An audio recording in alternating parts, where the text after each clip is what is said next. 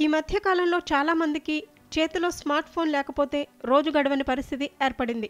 దీంతో టెలికాం కంపెనీలు యూజర్లను ఆకట్టుకునే విధంగా తక్కువ డబ్బుకే రీఛార్జ్ ప్లాన్స్ను అందిస్తున్నాయి.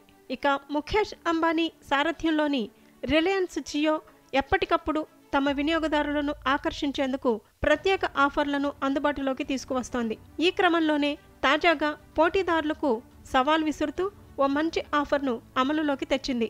రిలయన్స్ జియో తన కస్టమర్లకు కేవలం 49 రూపాయలకే అన్లిమిటెడ్ డేటాను అందిస్తోంది. అయితే దీని వ్యాలిడిటీ 24 గంటలు. ఒకరోజు అపరిమిత డేటా కావాలనుకునే వారికి ఈ రీఛార్జ్ ప్లాన్ బెస్ట్ ఆప్షన్ అని చెప్పవచ్చు.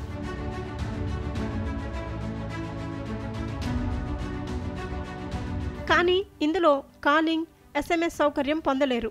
మరోవైపు 11 రూపాయలకే గంట పాటు అన్లిమిటెడ్ డేటా రీఛార్జ్ ప్లాన్ను కూడా రిలయన్స్ జియో అందుబాటులోకి తీసుకొచ్చింది. రిలయన్స్ జియో తన పోటీదారులైన టెలికాం కంపెనీల నుంచి తీవ్ర పోటీని ఎదుర్కొంటోంది.